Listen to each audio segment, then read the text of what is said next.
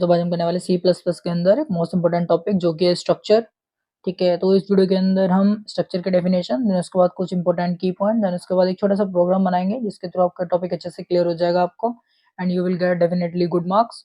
और चलिए शुरू करते हैं। सबसे पहले हम डेफिनेशन देखते हैं। A structure in C plus plus is a user defined data type that group together variables of different types under one name। Structure क्या होता है? स्ट्रक्चर को हम स्ट्रक्ट कीवर्ड से यूज करते हैं प्रोग्राम के अंदर। स्ट्रक्चर हमारा एक यूजर डिफाइंड डेटा टाइप होता है जो ये करता है अलग अलग टाइप के वेरिएबल्स को ग्रुप में करके एक साथ रखता है, वो भी एक सिंगल नेम के अंदर। चलिए इसके कुछ इंपॉर्टेंट की पॉइंट देखते हैं। Now first user defined data types. A struct allow you to group variables of different data types under one name। Structure जैसे कि हमने पढ़ा था यूजर डिफाइंड डेटा टाइप होता है जो कि क्या करता है, आपके वेरिएबल्स को ग्रुप बनाता है और उन्हें एक नेम के अंदर स्टोर करके रखता है।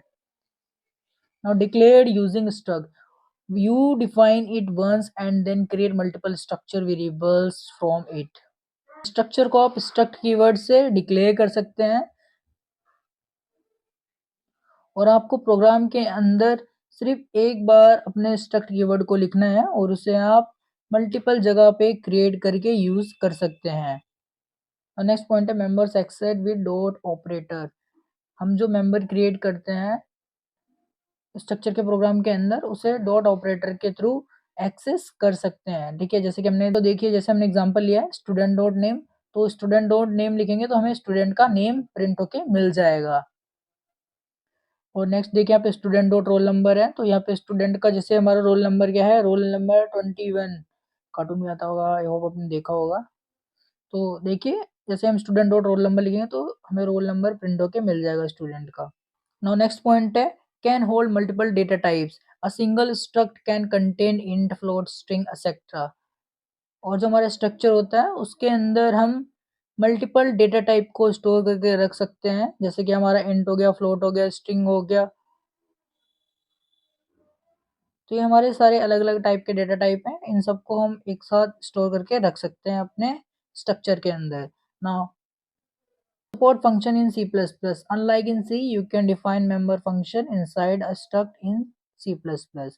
C के अंदर तो member function का यूज नहीं कर पा रहे थे, लेकिन हम C++ के अंदर member function को यूज कर सकते हैं एक struct कीवर्ड को डिफाइन करके।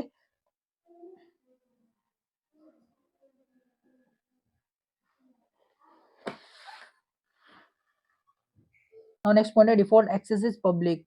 और जो इसका एक्सेस होता है डिफॉल्ट एक्सेस वो पब्लिक होता है, मतलब इसकी वैल्यू कुछ भी हो सकती है और चेंज भी हो सकती है। Member of a struct are public by default while in a class they are private। जब हम एक क्लास क्रिएट करते हैं तब तो हमारे जो स्ट्रक्चर के मेंबर्स होते हैं वो सारे के सारे प्राइवेट रहते हैं, और जब हम इन्हें बाय डिफॉल्ट यूज करते हैं तब ये सारे के सारे मेंबर्स पब्लिक होते हैं। ठीक है, सो अब आपको समझ में आ गया होगा। ना चलिए इसके हम प्रोग्राम को करते हैं। तो चलिए अपना स्ट्रक्चर का प्रोग्राम देखते हैं। तो सबसे पहले हमने हमेशा की तरह अपनी हेडर फाइल लगाई जो कि होती है मेरी हैश इंक्लूड आईओस्ट्रीम, जिसके थ्रू हम अपने इनपुट और आउटपुट फंक्शन परफॉर्म करते हैं। मतलब सी इन सी आउट आपको जो ये दिख रहे हैं हम इसी हेडर फाइल के थ्रू एग्जीक्यूट करते हैं। उसके बाद हमने लिखा यूजिंग नेमस्पेस स्टडी जो कि हमारी एक स्टैंडर्ड लाइब्रेरी है। अगर हम ये नहीं लिखेंगे तो हमारा सी प्लस प्लस का प्रोग्राम नहीं रन करेगा। देन उसके बाद हमने एक स्टूडेंट का स्ट्रक्चर बना लिया है जिसमें हमने सबसे पहले स्ट्रक्ट नाम का कीवर्ड लिया जो कि हम यूज करते हैं स्ट्रक्चर के प्रोग्राम के अंदर है। देन हमने अपने स्ट्रक्चर का नेम स्टूडेंट ले लिया है जिसमें हमने स्टूडेंट का रोल नंबर, ठीक है, देन उसका नेम, देन उसके मार्क्स। जो उसका रोल नंबर होगा वो इंटीजर वैल्यूज में होगा डेफिनेटली, देन उसका जो नेम होगा स्टूडेंट का वो कैरेक्टर्स में होगा, इसीलिए हमने फ्लोट नाम का डेटा टाइप लिखा है यहाँ पे।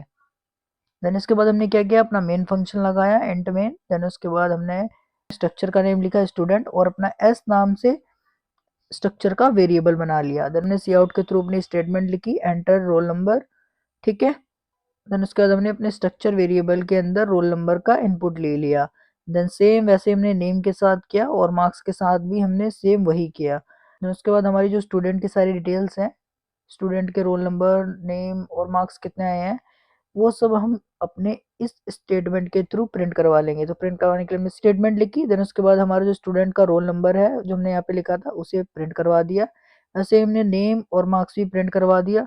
नहीं समझ में आया तो मुझे कमेंट करके जो बताना, मैं आपको proper point two point copy में समझाऊंगा। तो चलिए अपने इस प्रोग्राम को रन करते हैं। तो एग्जीक्यूट कंपाइल एंड रन करेंगे। अब देखिए यहाँ पे लिख के आ रहा है एंटर रोल नंबर। तो मेरा रोल नंबर 21 और मेरी एज है 22। ठीक है। देन उसके बाद मेरे मार्क्स कितने आते हैं, वैसे तो कभी 90 आए नहीं, तो मैं फ्लेक्स करने के लिए 90 लिख देता हूँ। अब देखिए मेरी डिटेल यहाँ पे आ गई स्टूडेंट डिटेल के अंदर कि स्टूडेंट का रोल नंबर इतना है, नेम इतना है और मार्क्स इतने आए हैं।